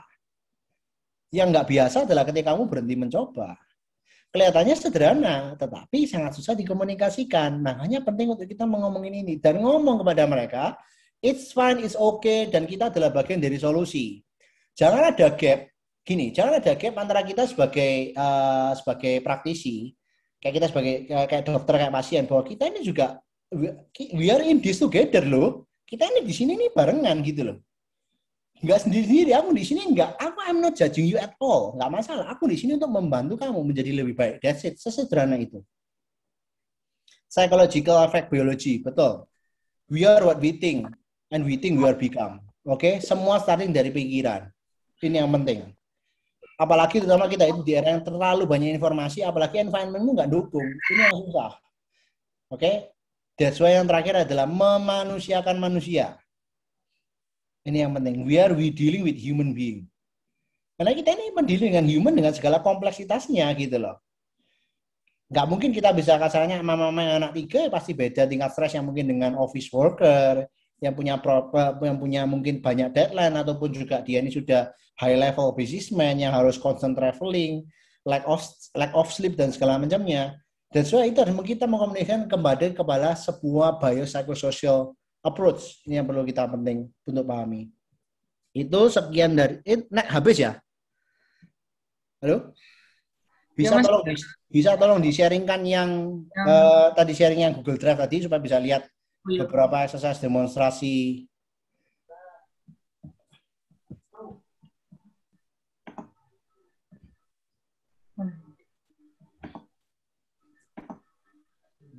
Ini Oke, ini beberapa kalian saya tadi yang ceritakan 4 itu ada di sini semua. Jadi bisa nggak harus sampai selesai, tapi rata-rata biasanya pendek semua ini, bisa diputar satu-satu mungkin untuk lihat. Ini klien saya di Lombok, ini online coaching ya, jadi dia beginner. Jadi untuk orang-orang yang punya beginner seperti ini ya, otomatis ini memperkenalkan reintroduce movement pattern-nya aja. Ini masuk bulan ketiga, yang literally dia dulu begini nggak bisa. Dia squat bodyweight aja nggak bisa. Sesederhana ini, jadi memperhatikan dari posisi kaki depan dan kaki belakang, posisi rib cage stacking dengan pelvis, kemudian breathing, kemudian full body tension, cengkraman dari foot strength, big toe mobility, dan segala macamnya. Ini menjadi salah satu sinergistik yang perlu kita pahami juga. Dengan hanya melakukan gerakan seperti ini, sederhana kan, dan ini executable. Karena dia juga orang yang sibuk juga. Dan ini juga, dia lagi-lagi proses, dia sudah better. Ini, oke, skip, next video. Ini terus soal embos nih, jadi skip aja. Ini ada contohnya ini aja. Oke, next. Nah, ini di studioku. Nah, ini yang tak bilang tadi, dia harus operasi MRI. Ini adalah one arm carry. Jadi ini bukan jalan-jalan seksi gitu ya, enggak. Tetapi ketika melakukan gerakan ini, posisinya adalah adanya core strengthening, breathing, dan juga dynamic moving yang dilakukan secara bersamaan. Ini ada di carry variation, ini single arm carry. Oke, next. Nah, ini yang isometric exercise. Ini waktu pertemuan awal-awal nih. Jadi kita berangkat dari statik dulu. Ini yang pertemuan awal-awal. Ini yang palof press, standing palof press.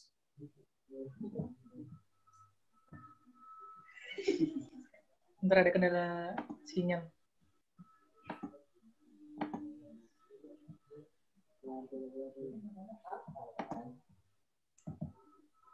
Oke, nggak apa-apa, skip aja. Pokoknya itu nanti maju ke depan itu. Itu nanti dia press ke depan. Ini anti-rotation work. Ini masuk ke sana. Jadi posisi tangannya yang di tengah itu, dia akan reaching out forward ke depan. Dan dia harus resist itu dengan cara apa? Dia squeezing the glutes, bracing the core, dan juga breathing out. Ini ngajarin orang untuk mengembalikan, reintroduce the proper good breathing. Terutama inhale exhale-nya. Ini penting. Lihat ya. Dia akan reaching, explosive, and reach, and squeeze, and breathe. Oke, ini next.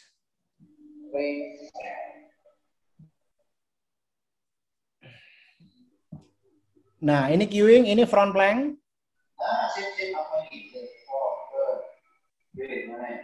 Jadi ini aktivasi mulai dari elbow, tuck in the glutes, kemudian stacking dari posisi rib cage sama pelvisnya. Yang menarik adalah kamu lihat posisinya dia adalah kakinya nendang ke belakang, itu untuk apa sih? Generate full body tension. Dengan caranya kita ngasih feedback itu, dia bisa merasakan untuk firing up the glutes yang selama ini dia ini nggak ngerti sensasinya itu seperti apa. Posisi neutral neck, dan juga posisi dari elbow juga aktif. Dia hanya proper breathing itu nanti kalau itu kelihatan dia bisa geter-geter kan. Nah, itu adanya integrasi secara full body tension secara menyeluruh. Dan percayalah, sekilasnya kayak gitu doang, tapi itu kerasa banget. Next. Oh, sama ini ya. Next kalau gitu.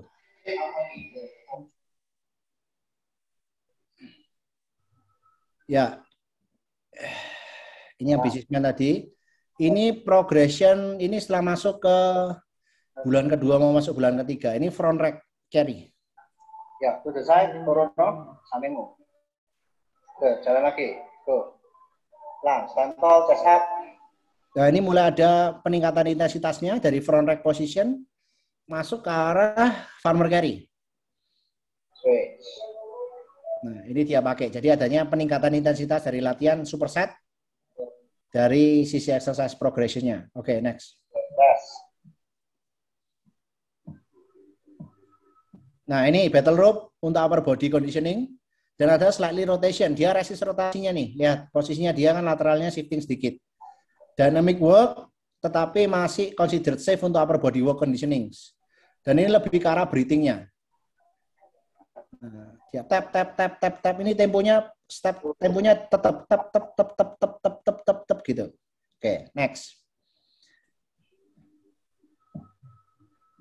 Nah, ini half kneeling, ini half kneeling namanya ya. Biasanya tak kasih support pad karena biasanya lututnya sakit. Itu kaki depan belakang aktif. Posisi glute tuck in, posisinya reaching and pulling. Reaching and pulling ada sedikit rotasi di thoracic-nya, tetapi nggak banyak. Tetapi oke, nggak ada rasa pain presence nih. It's fine. Ya sudah, dilakuin aja. Next. Nah, ini yang lebih progresif, ini masuk bulan ketiga. Kalau orang nggak ngerti, ini kayak kelihatan ini orang ini nggak ngapa-ngapain ya, padahal dia secara dokter sudah disuruh operasi. Itu pakai 16 kilo satu kettlebell, jadi total dia ngangkat 32 kilo. Makanya saya percaya bahwa manusia sendiri itu resilient ya. Jadi kita ini bukan gopok, kita ini kerapuh, dan kita ini nggak bisa ngapa-ngapain gitu loh. Kita harus empowering mereka untuk be the strongest version of themselves, ini penting. Ini Scott pattern. Front rack position itu membantu untuk dari posisi. Sudah ada sambelnya kan? Supaya lebih oke. Mas sudah ada sambelnya kan? Ya.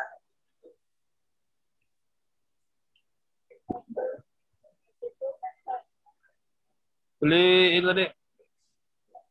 Oke. Split stance position. Semangka tadi ada semangka.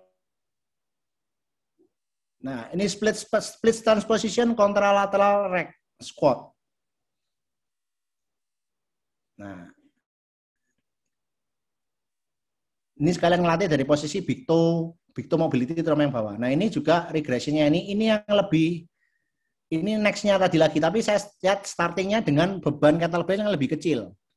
Jadi secara progression exercise-nya lebih susah, tetapi berat yang saya pakai lebih kecil. Nangkap ya? Jadi kalau kita menggunakan baru, lebih baik starting dari awal dulu. Ini adalah overhead carry. Boleh dipakai juga, same. Yang penting tekniknya benar proper. Dan juga ada waktunya sendiri, progression exercise-nya jelas. Oke? Next. Nah, ini pertemuan pertama. Ini yang mama-mama tadi habis punya anak. Dengan supported position membuat mereka jadi lebih nyaman.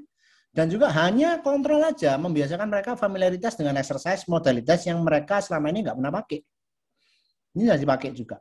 Ini pertemuan pertama, ingat. Ini aku ingat banget. Ini pertemuan yang pertamaku dengan dia. Next.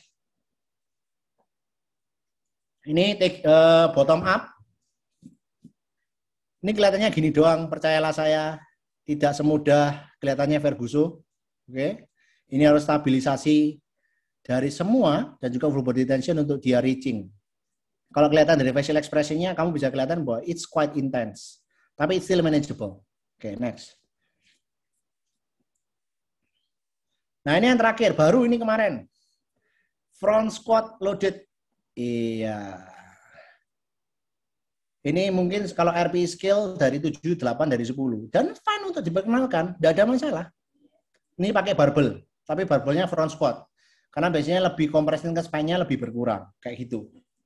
Oke, kelihatannya habis. Semoga bisa dapat gambaran dari presentasi hari ini. Praktikal sepraktis mungkin. Dan jadi solusi buat teman-teman yang mungkin mau membuat sebuah program desain ataupun intervensi lainnya sesuai dengan prinsip dari Build by Science. Kayak gitu. Thank you. Baik, terima kasih buat Mas Abed atas materi yang sangat luar biasa. Buat teman-teman yang mau bertanya, bisa menuliskan nama, asal institusi, dan juga pertanyaannya di kolom chat.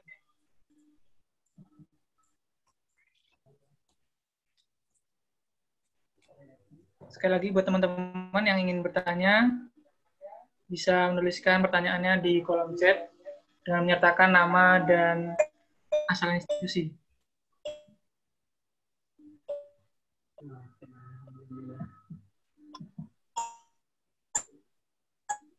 Baik, Mas Abed, ini ada pertanyaan dari Pilihan Eko Heri. Ya.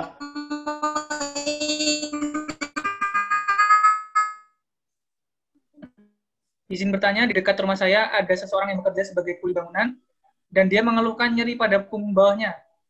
Apakah dengan pergerakan yang berulang-ulang pada kondisi tersebut dapat menimbulkan LBP atau diagnosa yang lainnya? Lalu bagaimana kita mengedukasikan kepada pasien? Padahal dia mengulang-ulang gerakan yang tidak beraturan selama bekerja. Mohon penjelasannya. Terima kasih. Oke, sebenarnya kalau kita mau berulang-ulang kembali lagi ya, karena saya tidak tahu konteksnya dia. Kita harus belajar melihat manusianya, pasiennya, kliennya kita ini secara multidimensional, jadi holistik. Jadi bisa jadi juga bukan hanya secara strength activity, tapi modalitas yang lain, contoh seperti nutrition, hydration, kemudian sleep recovery, status nutrisi, ini juga mempengaruhi juga. Dan kemudian apakah memang itu yang menjadi penyebab LBP-nya dia? Kita bisa harus cek dari functional assessment. Apakah memang itu betul diakibatkan karena memang secara fisik ada limitasi, ataupun juga secara psikis. Nah itu kita harus tahu. Jadi malah kayak aku kembali bertanya ya. Jadi bukan nggak mau menjawab pertanyaanmu, tetapi penting bagi kita untuk memiliki critical thinking untuk menciptakan sebuah baseline. Kita harus starting dari mana? Nah, dalam konteksnya tukang ini juga tadi, berarti kita harus lihat seperti apa nih secara overall-nya dia. Itu yang paling penting. Semoga menjawab pertanyaanmu ya. Maksudnya intinya memang dan kalau kita ngomong kembali lagi ke edukasi sendiri pribadi, kita nggak bisa ngerubah orang kalau mereka nggak mau dirubah. Ini yang paling penting. Bahwa kadang ini makanya kenapa? Salah satunya ketika orang itu sudah merasakan sakit, mereka lebih bisa open minded. Kenapa? Karena sudah merasakan sakit seperti apa. Ketika mereka tidak merasa itu masih penting, ya kita nggak bisa ngapa-ngapain sebenarnya. Makanya juga pentingnya bagi kita bahwa mereka ada keinginan untuk dulu memang oke, apa ada yang salah dengan ini. Jadi kalau kita terkadang kita langsung mengintervensi dia, ketika mereka merasa tidak menjadi masalah, ya kita nggak bisa ngapa-ngapain kok gitu loh. Kita nggak bisa menolong orang, ini yang saya ngomong, kita nggak bisa menolong orang yang tidak mau menolong dirinya sendiri. Jadi ini adalah faktor-faktor yang menurutku juga harus dipertimbangkan juga secara overall ya. Semoga menjawab pertanyaan. Baik, terima kasih atas jawabannya. Ini ada dari Andre Sipahutar. Ya. Coach, apa pandangan Coach jika harus lebih pilih open atau close kinetic chain untuk kasus kronik LBP non-spesifik? Oke, kembali lagi. Kalau kita mau dalam sisinya open atau close connecting chain, saya suka open. Saya suka open connecting chain dan juga apakah open atau close, kembali lagi nih, who-nya siapa. Jadi saya nggak punya preferensi apa-apa. Intinya adalah saya akan selalu memilih exercise yang dianya nyaman untuk lakukan dan seketika itu mungkin kalau bisa snap jari, dia bisa lebih enak. Saya akan melakukan itu. Mungkin saja secara limitasi riset belum ada yang membuktikan bahwa ini lebih efektif. Tetapi saya tidak peduli itu karena kita dealing dengan human.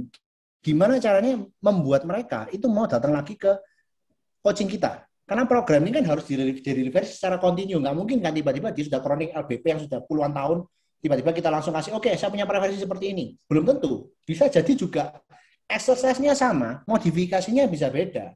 Regresinya bisa beda. Loh, macam-macam. Posisi dari kakinya juga bisa beda. Jadi, kembali lagi ya, kalau misalnya kasus kronik LBP non-spesifik, banyak sekali macam bisa dipakai. Kita ini ibaratnya kayak handyman. We have a lot of tools in the tools box. It's our job untuk kita mengakses dulu pakai tulisan cepat. Jangan sampai kita ini kayak semuanya kita lihat seperti paku, kita hammer semua. Kita harus lihat assessment dulu. Starting selalu dari assess. Assess. Jadi saya nggak punya preferensi exercise apakah harus open atau close, tapi lebih kepada mana yang bagi dia feels better langsung dalam satu sesi. Itu yang paling penting. Yang penting adalah continuum progression exercise-nya kita pahami itu. Foundational-nya kita pahami itu. Kurang lebih kayak gitu. Semoga menjawab pertanyaanmu ya, Andre. Oke, thank you, Coach.